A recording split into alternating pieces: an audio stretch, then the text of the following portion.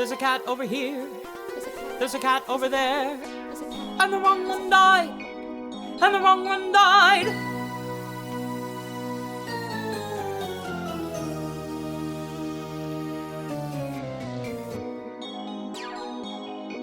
Welcome to the Wrong Cat Died, a podcast breakdown of catastrophe. I'm your host, Mike Abrams, and today we have two amazing guests. They are the directors and producers of an amazing documentary called The Show Must Go On, which chronicles the 2020 South Korean production of Cats and Phantom of the Opera, which pushed ahead through safety in a challenging time during the pandemic. So welcome, Dori Berinstein and Sammi Cannold, and thank you for joining me. Great to be with you. Thank you. I am excited. I thought this documentary was fascinating. I knew it was happening. I've talked to some people in the production already for this podcast, and it's just such a wild experience, and get to see the whole thing chronicled and the creative way you did it was awesome. So we'll just start right up front by saying, anybody, I think it's on Apple TV, you can get it in a lot of places now. Go watch this documentary. But before, we'll talk about that a lot, but I want to hear, because I always love to know first, everyone's history with cats. So before this documentary, what is your experience with the show? How many times have you seen it? What's your kind of theory on it in general? Well, I'm allergic to cats. So, I have a very challenging history. Yeah. Very allergic to cats. But I have seen every different iteration of it, and I'm a fan of the show. And I was, I saw it on Broadway when it first came, and have seen it many times since, and love it, even though I have to take, a lot of antihistamines before I enter the theater, because it's. When was your first one? Was it the original Broadway? Like, when was your original first Broadway? Original Absolutely. Broadway. Yeah. Wow. It was very exciting. Wow. Sammi, what about you?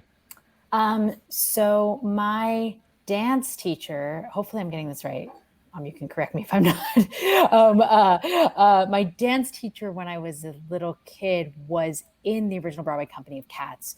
So it was something that I was very aware of as like a legendary thing. And then I think I saw, I don't think it was a Broadway, I don't think it could have been a Broadway production as a kid, but I saw like a tour somewhere. And then I saw the most recent revival, but I wasn't really like a Cat's head until, 2020. And then I dove deep, and now I'm obsessed. Okay. So who was the dance instructor, if you don't mind sharing? Joe Cavese. Okay. And so what age was this? Like, when was this, like, early? Oh, I was like 4. And I just remember thinking he was like a legend. I mean, which he was, but I was just like, this guy was a cat. That was a really big deal to me. And I actually don't even know which cat. I should find out which cat. Oh, we can look that up pretty quickly. Yeah. So how old were you when you saw the first tour? Probably around that age, right? Like 5, 6, 7. Okay. Yeah, I think you were around 7, and I think you were with Joe for a number of years. So yeah. Dori, I have problems with this. I don't think children should see the show. Oh, really? The show is very dark. It's very dark. It's deceptively dark. When you look at the plot, it is very dark. And I remember I did not see it as a kid. I saw it as an adult. I saw it in 2016. So you can do the math on how old I was. I was an adult, and I remember seeing it going, that's some aggressive dancing at points, and that's pretty strange. And then I really dug into this with this podcast, and now I know a lot of stuff, and it is a very, very, very dark and mysterious and sexual show. And so the more I learn about it, the more I'm like, why are there so many kids seeing this? There's it's teenagers is where you could start getting like, okay, they're going to understand some of the concepts. It's okay at this point. But there's so many children that go see it, and I always wonder now, it just goes over their head. So I understand. I think that's the point. That's the point. I think it that way about like a lot of shows. Like I went to I took my nephews to see Lion King, as their first like Broadway show, and I was sitting there being like, I don't remember Lion King having this much, stuff about like death and existentialism and all sorts of things. So I think it's like when you see things as an adult, you think about them differently. You're also seeing it when you're taking a child. You're seeing it through a different lens. Yeah. you know, and I don't think I was with you when you saw the first production of Cats. Who was? I I like don't it. know. I Pass don't remember. blame. Pass blame to somebody else. It I'm was, trying to remember because I don't recall being traumatized by the fact that you were seeing it, and I probably would have been. I will say I think I'm in the minority of that camp because there are a lot of children that go see it. My mom brought my sister. Like it Yeah. is filled. Like the two times I saw it on Broadway, there were a lot of children around.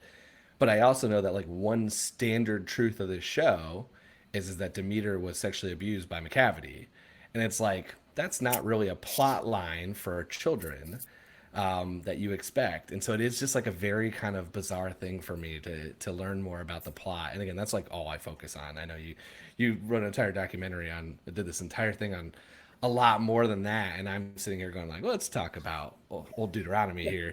But that's kind of an angle that I've always found fascinating. And you know, you've got Victoria's dance, you've got the ball being Bombi. exactly. I Mhm. mean, there's a lot there. I mean, Tugger's dance is extremely sexual. So it always it fascinates me when I learn that kids go, and it's common. I mean, it was been around for 41 years, so it makes sense. Um, I would love to kind of go to the documentary because I think that's really where I'd love to hear how you kind of like, you know, how did you tackle this project? How did it come up? And then what did you kind of learn as you went through it? Yeah, so it came about because during the pandemic, much like, you know, all fellow freelancers, I had everything canceled. I was sitting in my apartment, FaceTiming with friends, you know, trying to figure out what to do with life. Yeah. And my friend, Kristen Blodgett, who is the music supervisor on a lot of Andrew Lloyd Webber shows and tours, was talking about how she was about to get on a plane to go to South Korea to mount the South Korean tour of Cats. And this was June of 2020. And at that point, you know, nobody was like leaving their apartment, let alone Yeah. going to Yeah. South Korea, let alone making a musical. And I was just sort of dumbfounded about how that was possible. And, you know, had heard about the success of Phantom being the only large scale English language production, you know, running in the world over there. Realized, oh, there's something about these both being Andrew Lloyd Webber shows. Andrew Lloyd Webber sort of starting to champion theater coming back on the West End, and wrote to him and said, hey, you know, is somebody documenting this, you know, sort of historical resurgence with your shows? And he said, no, you know, be my guest. And I called my mom because she's Emmy-winning documentarian, and I've never made a documentary. And I said, you know, hey, do you want to work on this together? And we dove in really, really quickly, got some incredible partners on board, and then started making the film. I love it. Can you tell me a little bit about like I mean you highlighted it right there that you started this process in the middle of like peak COVID of where Yeah. no one was doing everything. I mean, I was stuck in Indiana at that time. I mean, we weren't going anywhere. Like you were trying to avoid people at all costs and just you know at that point I don't even think we were like wanting to be outside with people. It was just like you were Yeah. just trying to avoid people, and you were going into this production that's about to go into theaters and like again singing and a lot of like vocal and dancing and I mean in the show they're on top of each other half the time, so there's a lot of like a Yeah. lot of uncertainty when you like again kind of started that. What was it like on your side of that of like the production of having to film and kind of take all those precautions yourself? Like what was it on at that moment of like I love the idea that we're going to document, but you had to I mean you had to take hurdles that you probably hadn't even thought about to even just start this production. Yeah, perhaps it was naive, but I was just so desperate to get out of the house Yeah. and make something that my brain really was not focused on, like my personal health journey. Because I was like, oh, I'll be fine. Like, because the part of it was that at the time, Korea was doing better than almost Yeah. any country in the world. So it was the journey to get there was daunting in the sense that I had to, you know, go get on a plane. But once I got there and got through quarantine, I was actually way safer than in New York. So I think, and on the day that I got to Korea, there were 76 cases in the entire country. So wow. It was like, so minimal. And as we sort of show in the film, there were spikes during the process. But at the time, it was just sort of like, oh, I'd much rather be there.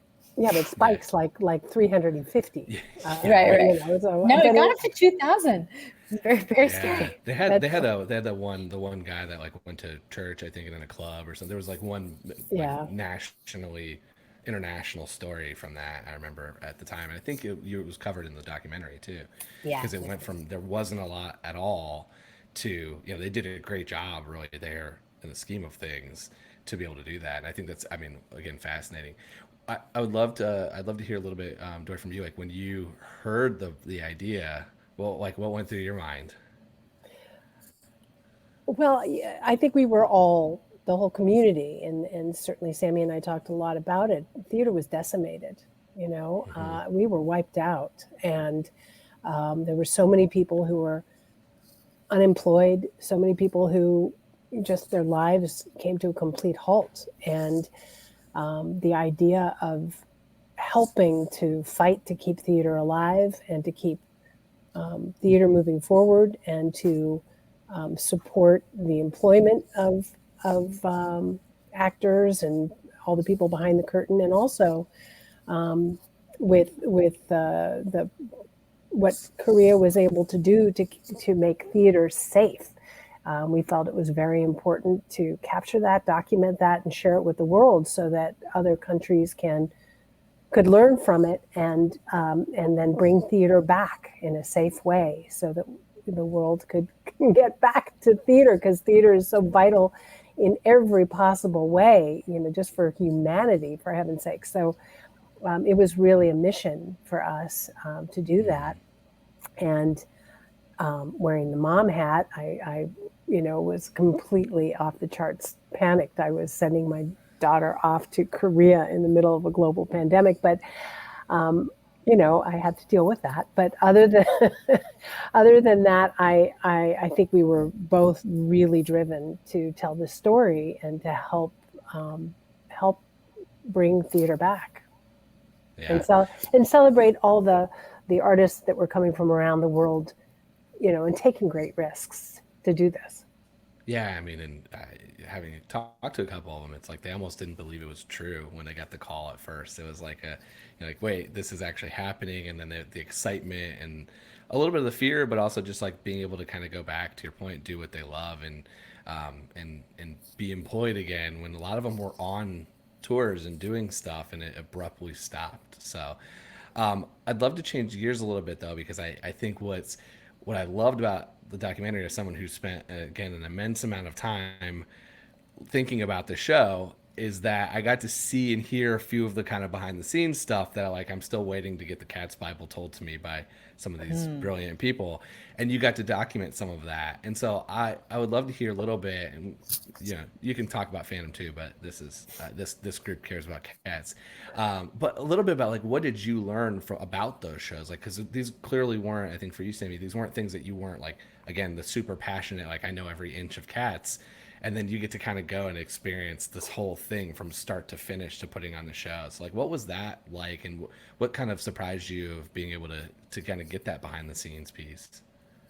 Yeah, well, Kristen, who I mentioned before we went to Korea, she said to me, anybody who works on Cats within a few weeks of working on it, you just become indoctrinated.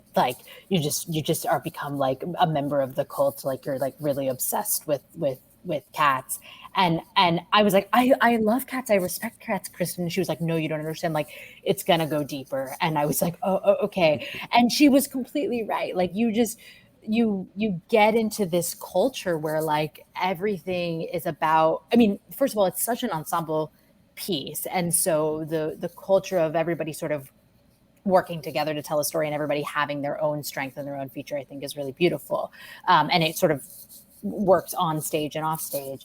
But also it's nuts. Like, it knows that it's nuts, and like in the most beautiful way. And I think that that's part of like the spirit of making it, and the spirit of creating it. So I mean that in the most complimentary sense of the word. Like, I am the biggest Andrew Lloyd Webber fangirl, you know, on the planet. And my Cats fandom is sort of newer than my other ALW fandoms, but yeah. I love it. I love it. I mean, I do think like one thing that I've always thought about the show is the reason that so many people do like it is because there's probably some character you relate to.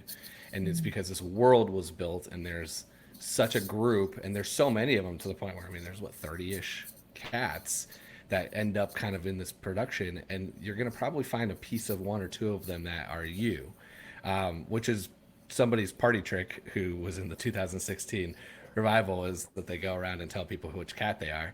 Um, but I'm kind of curious too to hear about like as you got to experience that and watch that as almost a spectator, what was that like? Did you kind of sit there and go, wow, I didn't realize the depths of that story? Or is that something as someone who's in theater? I mean, as a non-theater person, that's my kind of fascination with the show is I did not realize the depths of that story. I thought I was like, someone's going to sing Memory to me and I don't know what else I'm going to watch. But you know how productions are put together and what it takes to build a show and all the intricacies of it. So like how much of that was a surprise to you or was something that was new to you? And what was that like, again, being in that moment there with them experience like? I think that I gained such a deep understanding of or a deeper understanding of the story day by day, and like you said, that sort of appreciation grew over time, because I think you can meet it on the level of coming to it and saying, oh wow, the dance is beautiful, and the costumes are really cool, and I love Memory. But you can also sort of meet it on a sort of deeper dramaturgical, poetic level, because it comes from poetry, after all. Mm-hmm. And I think that for me, it was a little bit of like, what's the right word? Like living vicariously through the folks who became my friends in the company. Because when you watch people rehearse this dance day in and day out, it is like so intoxicating that I just wanted to do it. Like, I was just like, I'm not a dancer. Like, I have no skill set, but I would just sit in the corner of the room with my camera being like, I just want to start dancing. Like, you can't like help yourself because it's so athletic. It's so like exciting. And then once they get in costume, you're like, I want to be a cat. And then I was very lucky. My friend Caitlin, who was one of the swings, she agreed to paint my face. And so I became Bombi for an evening. And the lovely wig folks in Seoul, they put a wig on me. And it was like the most exciting night of my life. But So so you got to, did you just go like to the crowd and watch that day or were you still back? No, I wasn't allowed to do anything because they have really strict rules, which I understand, about how like the makeup can be seen. You probably know this better than I do. Like how the makeup can be seen in photos, like it because it has to be approved to make sure that it is what the traditional look is supposed to be. And so I was told I couldn't even post the photos of myself as Bombi. I've now been told I can post them, but I was just like, it would be a little bit weird to be like, oh, by the way, here I am as a cat 2 years ago. There's time. Okay. Halloween, Purim. Hey, there's plenty of times you can do it. When this episode comes out, I'll post that picture. We can share it with it's a really great job. Caitlin killed it. I love that you've been sitting on this photo for 2 years now, and it's ready to come to life here, which is great. I would love to hear a little bit about, again, kind of a little bit of fascination was pairing the two shows. And how you weave that back and forth, because that was such an interesting piece. And I will still admit that I have not seen Phantom, which I think surprises a lot of people. I've never seen it anywhere in the world, any production. It's just one of those things that, yeah, I know, right? And I should, because I'm in New York and it's still here and easy to go see. But that was kind of interesting for me because I just didn't know, like, I know the basics of the story, but I didn't know nearly as much as I was expecting. So watching, and I know way too much about cats. So watching the two kind of together was really fun for me to see. But how was weaving that story together?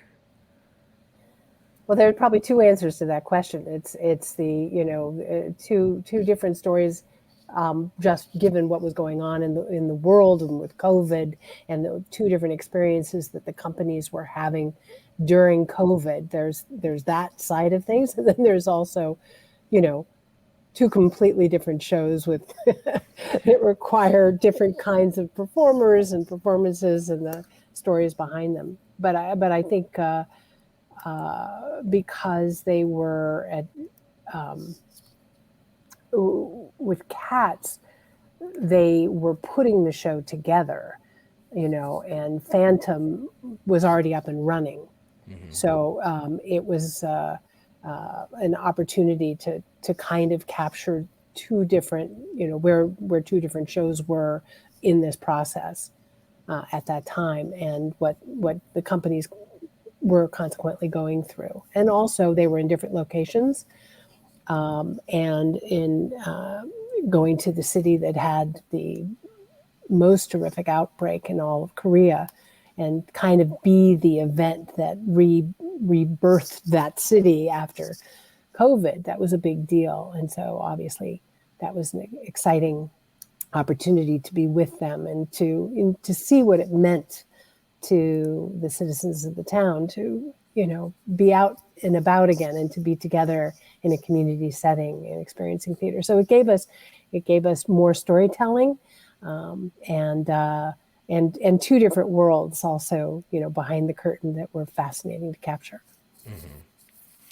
Yeah, it was cool to watch. Just again, having, for me, like, as a spectator, I'm sure there's people that are much more well versed in the entire Andrew Lloyd Webber world, but to get to see two, again, vastly different things weave in and out, but with this kind of same storytelling, which was beautifully done. So it's kind of very cool. And again, as someone who was watching one side of it a lot more, but like, what else are you going to teach me that I don't know about cats at this point? Because you're getting all this behind the scenes, like you're literally filming what I've been dying to see for 3+ years, probably more than that now, like 5 or 6 years, where I'm like, I want to just see the explanation of the story for those couple days. You were there in that moment.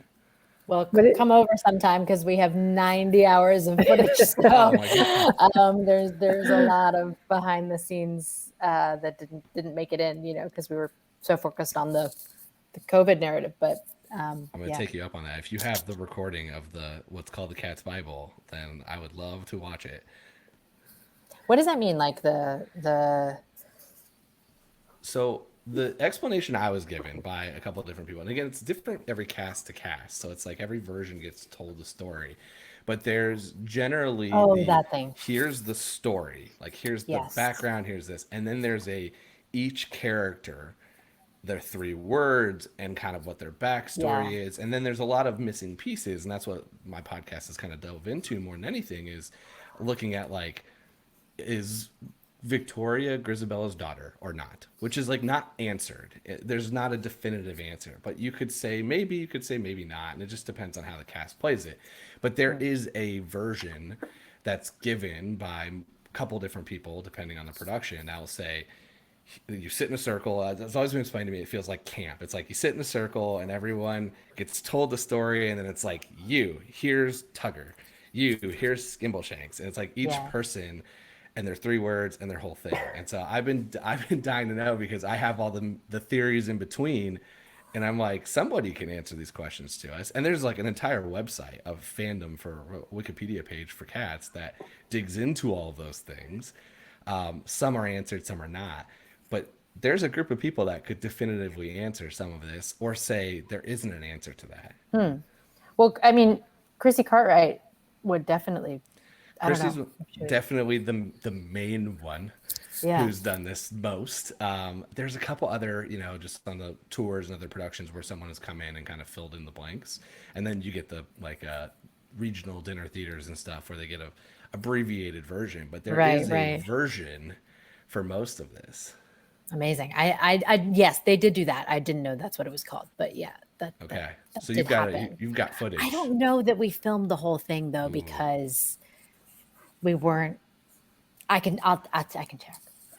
I would love to know. I mean, it wasn't going to fit your narrative the whole way through, so I wouldn't be surprised if you didn't if you Yeah, didn't film the whole thing. we were like, and on page 72. I know, right? It's supposed to be a Yeah, couple. It's supposed to be like a couple days, so that's why I'm yeah. like, yeah, it could be. It's probably a lot, but yeah, no. Andrew Lloyd Webber doesn't respond to me, and I haven't been able to get in touch with Chris either. So one day, Um, this is this is what we're going to talk well, about after we stop recording.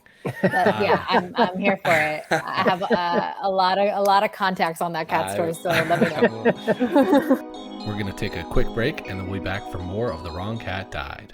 I want to change gears. I want to talk a little bit about the 2019 movie, because you're like, that is what, like, there was a little bit of a peak of like Cats was everywhere pre-pandemic in Yeah, Christmas of 2019, right. and then all of a sudden now you're kind of doing this documentary after, and there's still kind of some legs there. Did you see the 2019 movie, Oh and yeah. what was your experience with it? I mean, I think like everybody, we were just like, you know, I, I don't feel bad saying it because I feel like most people involved would say it. That it was crazy, Yeah. but I like enjoyed the experience of going to see it nonetheless. Yeah, Andrew Levers has distanced themselves from it closely, so it's there's a lot of group that does not want to talk about it anymore. So it is kind of a fascinating thing to see, because it's like, I didn't think it was great, but I didn't think it was that bad. I thought it was a lot of interesting decisions, but more on the editing side than the actual movie side. But it was a polarizing experience seeing it, and I did see it with Alan, our wonderful Alan Seals. So we saw it together in a very unique viewing, and it was an experience. It's just one of those things that it kind of sparked a lot with this show, and then it continued, and then you kind of like, it abruptly stops. It was on tour in the U.S., and then the South Korean tour kind of picked back up, and it was again one of the only things running at the time.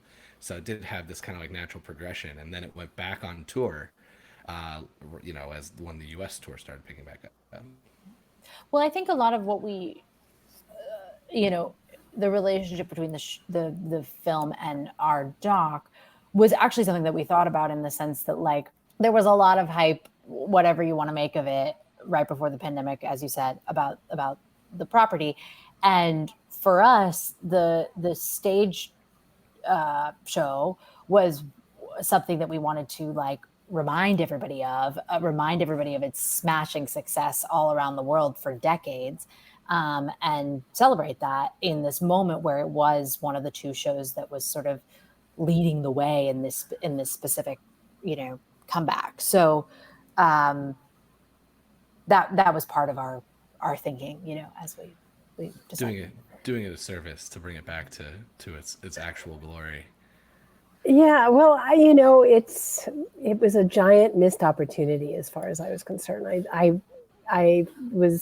wasn't really the Cats that I had loved beforehand, and so I think it was really, we felt good about bringing everyone back to focusing on the show. Yeah, it was a little bit of a different story. I mean, they told it through Yeah. Victoria's eyes, and they rearranged some stuff and added some stuff, and so it was nice to see the true stage production version, like the one that, I guess that especially now, or more of the people that have seen it more recently, it's got to see that version. Like, it was still the Revival's version, right? I mean, it was that production, which again was the one I was used to. But I will say, I thought Robbie Fairchild slayed that movie. Like, I thought his performance was extraordinary. There were So, totally, there were I definitely agree with some you. some people that were amazing. There were some people that I still to this day think there were some dancers in there that did incredible dancing that you just didn't get to see because of the way it was cut. And it bothered me, because I'm like, these are some of the most talented dancers in the world that Oh they yeah. had in this movie, and it's like you get to see them, and then all of a sudden they're like in the top right corner of your screen, and in the bottom left corner of your screen, and they're over here, and I like couldn't follow what they were doing. Versus, there is some beauty into a pro shot of a stage production where it is a lot more of focus your attention on the stage, and that's something that was the biggest miss for me in that movie, or one of the bigger misses for me.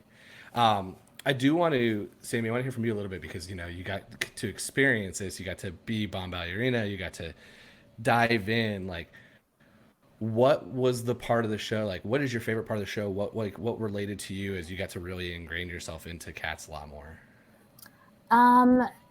I loved the Jellicle Ball because the athleticism of it, the like marathon of it, is just incredible to watch. And they let me watch the show from backstage quite a lot, and to see the dancers like run on and off in the different parts of it, and then at the very end of it, everybody just comes and like collapses on the floor, and is just like panting for 5 minutes.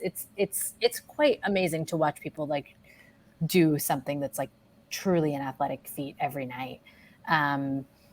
So that would be my favorite. Yeah, I think you don't fully like truly appreciate it when you watch it from the crowd. I think because there's so much going on, and then now that I've talked to so many cast members, like, it's 13 minutes It's of 13 minutes. nonstop dancing. Yeah.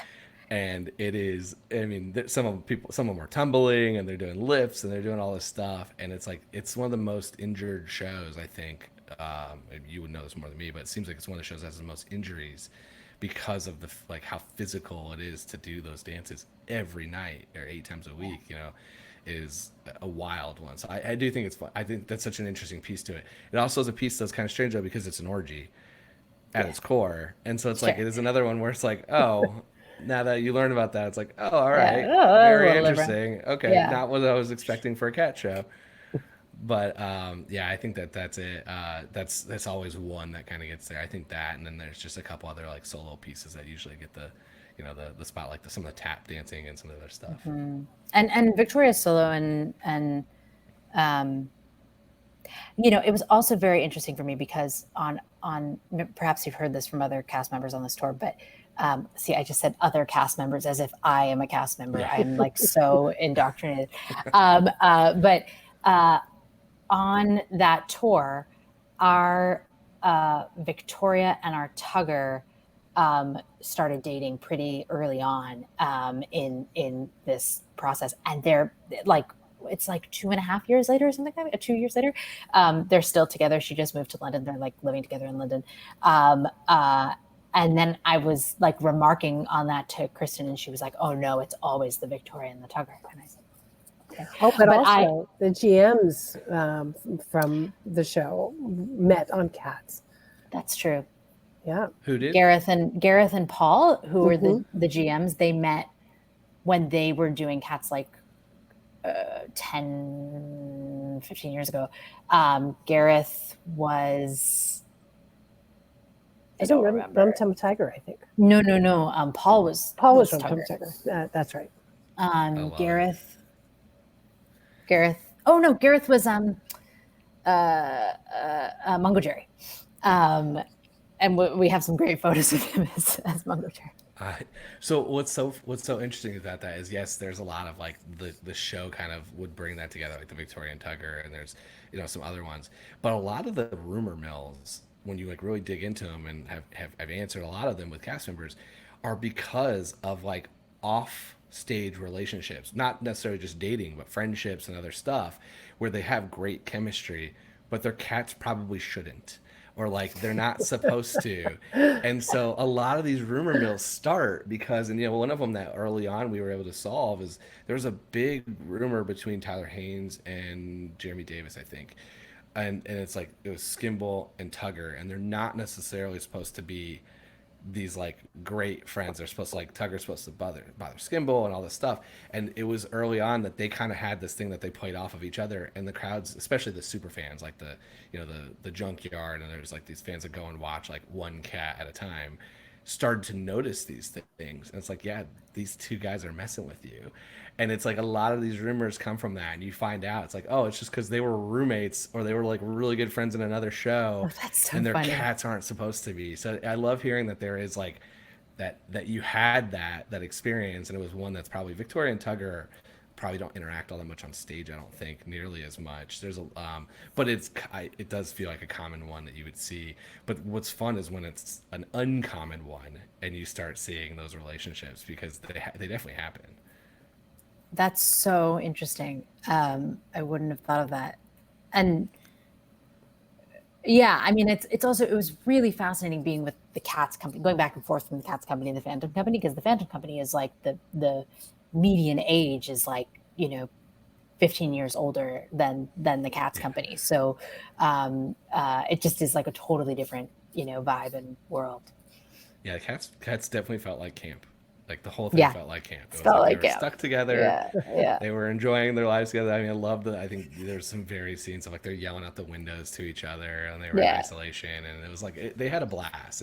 I mean, all things considering, it seemed like they really enjoyed themselves, and that's what seems like. I mean, the amount of cast members I've interviewed, it's so fun to hear like they almost kind of like they still are all in touch. Like so many of them are still friends and hang out and do all this stuff. So it's like it's such, I think, a show that you're almost forced to be really close with your castmates just because of the nature of the show. You're like literally climbing on top of each other in unitards. And so it's like they become like they become like lifelong friends, and it's cool to hear that you got to experience that, even not in the cast, but just being in the aura of it. You kind of almost got brought right into it and got to get, like you said, I think you said, indoctrinated into it. It was you're part of the family.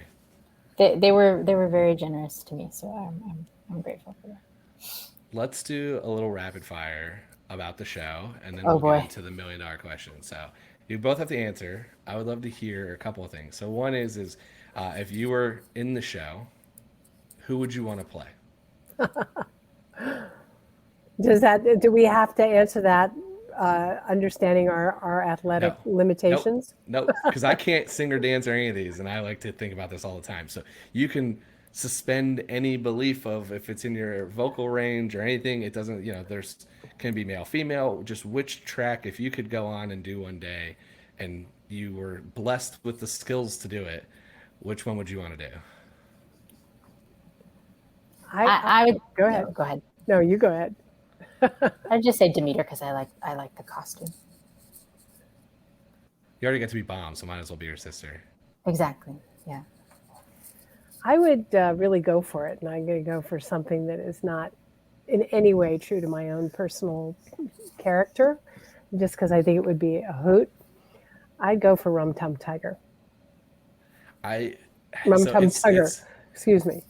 It's so interesting that you say that, because it's fun to hear from the cast members, because I ask this question almost everybody, and it's like some of them like to do exactly that. It's like, who is not my personality, and I get to go out and like truly act, like be in a moment that's not my aura. And others are like, no, this is me. I want to go own it. Here's who I am. Like, let me be me and go do the best version of it. So it is interesting to see like how people choose that question. Well, it's the rock star cat, and a great song, and just I think it would be a blast to do if I had the talent to do it. Yeah, it's probably the only one too where you get a little bit of liberty. Like you get a little bit of freedom to ad lib a little, not ad lib like lyrics, but you can kind of go a little off script on your dance. So it's probably one of the only ones that you can kind of do that. Yeah. Who are your favorite and least favorite characters?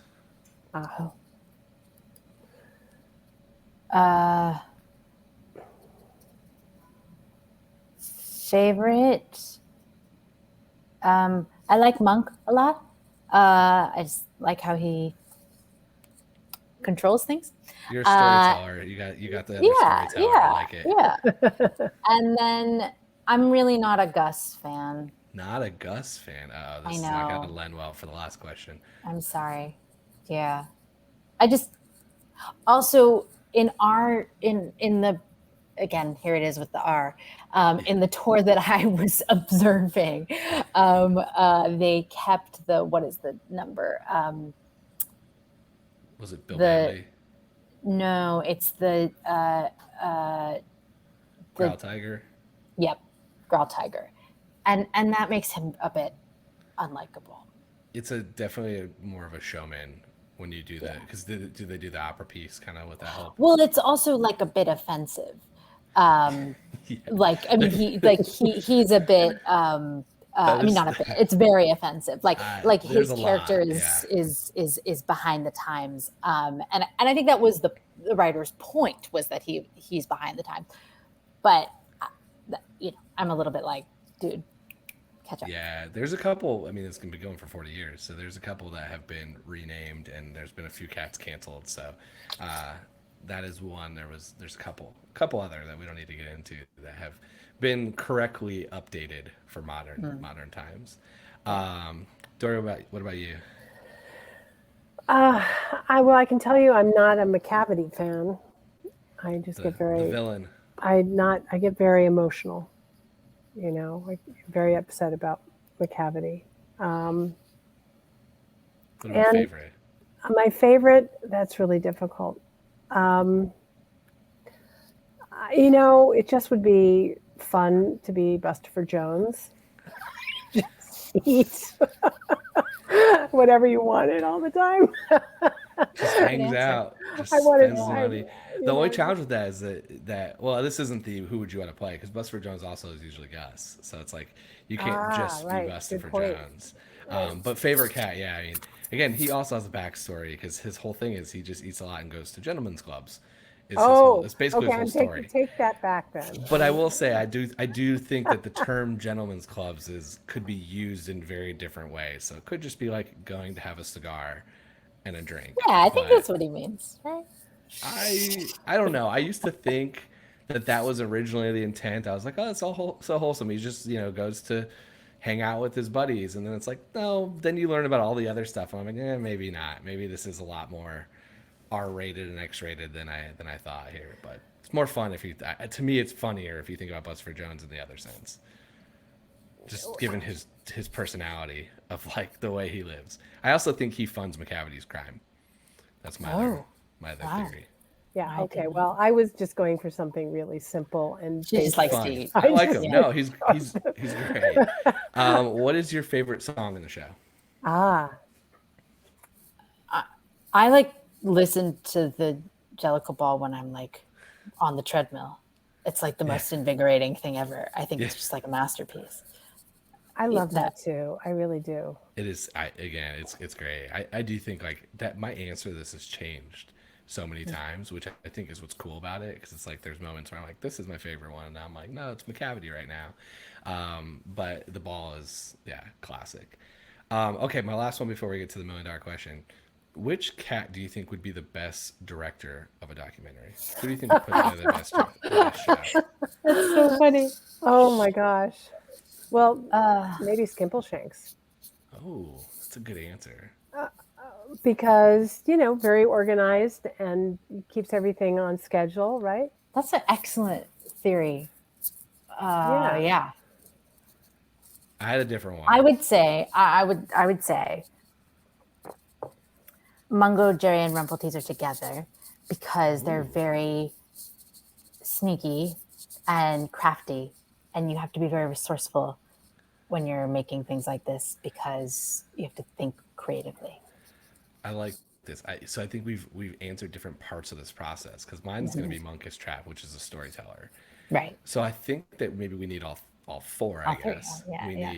We need the twins to kind of like, or not the twins, they're brother sister, but there's actual twins in the show. But you need Mungo, Jerry, and Rumpelteazer to like film and capture the moment and get everything behind the scenes. You need Skimbleshanks to keep you on time and on production and on budget and everything else that's going to go involved with it. It's going to be very organized. And then you need someone to tell the story and narrate, and that's going to be Monkish Trap. So I think we got them all. You just gotta keep a team. And then a team. Then Mistopheles is doing your special effects, but that's more movie, not for documentary. That's really good. That's good. I like that. Okay. Final question is: this whole podcast centers around the theory that I don't think Grizabella is the right Jellicle choice. So I'd love to hear: are you going to defend Grizabella, and why? And if not, who are you sending and why? Sam, take it away. I'm ready. I prepped. Because I was like, I want to have an answer that's maybe original. Like and perhaps this answer has come in before, but I was like, I just don't want to like have an answer that everybody says. So my answer is actually Baby Grizz, which some people don't know who Baby Grizz is, but it was one of the things I learned in my time on Cats, which is that most actors playing Grizabella, if they're not like super, super celebs, they will dance in the opening number. And they wear a costume that is like referred to as Baby Grizz, but there aren't really set rules about who that cat is. And whether it's like a younger version of Grizabella or like an entirely different cat. So my theory is that like that version of the cat is everything that the Jellicle choice should be, and she should have gone up to the Heaviside. Okay, so I got some follow-up questions. I love it. Sure, It's a sure, very yeah. original answer. I love Okay, it. yeah. It's also I don't think it's the best answer. I just wanted it to be original. well, the most common is Gus, and if it's not your favorite character, then Sure. that helps. That helps Yeah. with making that argument for him. So I'd love to hear your thought on what is the criteria to go to the Heaviside Layer, because you said that that Baby Grizz kind of embodies that, but what is that answer for you, or I guess for old dude? Well, the only way we know really is by his choice of Grizz in the musical, right? So I guess by that standard, it would be someone who is worthy of redemption, and is worthy of a second chance. And Baby Grizz disappears, so we never know what her potential is. So therefore, we should give her that second chance. I like it. I do like it. It's not Grizz, so it's anything that's not regular Grizabella is a positive in my book. I do think that there's a lot of people don't know about Baby Grizz. To your point, it's I don't think I actually saw a Baby Grizz in the two productions I've seen, but I do know about it. It's also, if I'm ever writing, I've tried to write Cats too many times, but I think that there could be a like Ghost of Catsmith's Past type of story, and it centers around Baby Grizz coming back down to see what she's caused by her choice. For anybody that wants to write that story, I don't know enough about theater or writing a musical or anything like that to do this. But it's interesting because like the one thing that is challenging with any of the younger cats, which is what Baby Grizz falls into, is that like have they lived enough life to be the choice? And that's one of the things that like a lot of people always skew towards the older cats is for that reason. That makes sense. But I'm here for anybody that's not Grizabella. So do you have you come to a conclusion, having spent a lot of time thinking about this? I have a couple different thoughts on it. I have what started this podcast, which was the humorous thought, which was it's a bizarre X factor, because I did see Leona Lewis the first time, and so I saw who's going to be that choice, which to me is they put together a lot of groups in that show, and they don't actually win, but they're the ones that become the most famous, like One Direction and Fifth Harmony.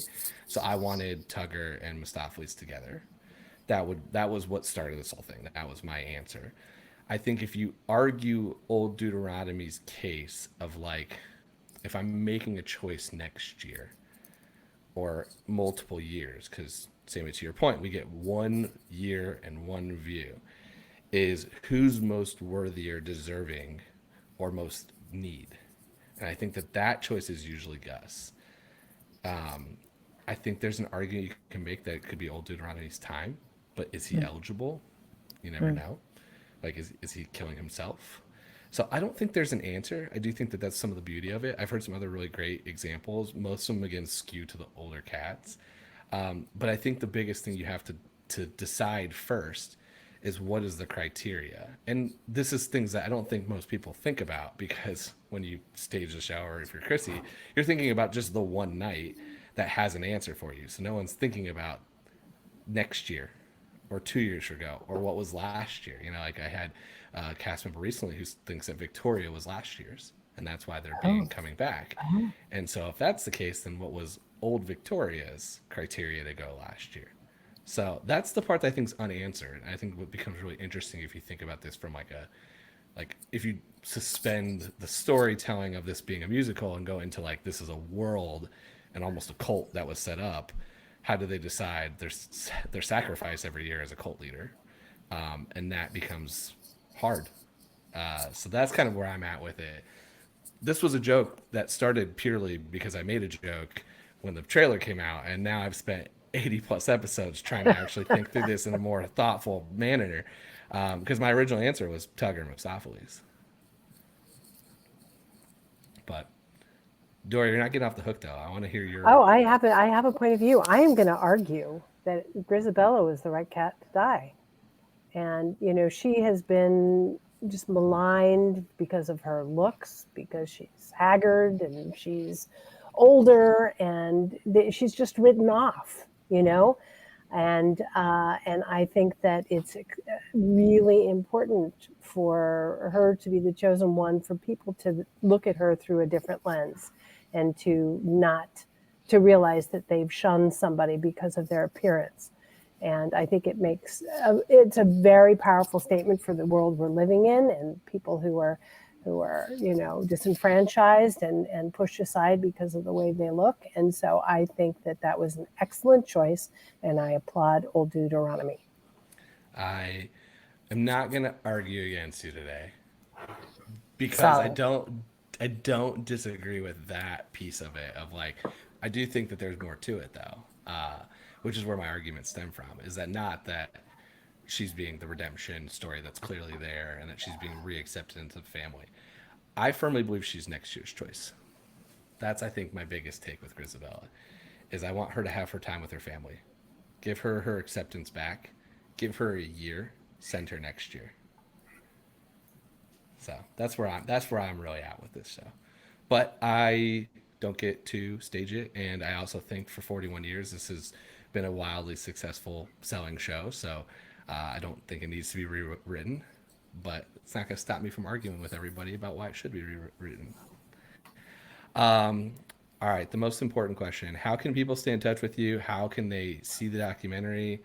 Like, let's plug away here. The film is on Apple TV. They can see it there.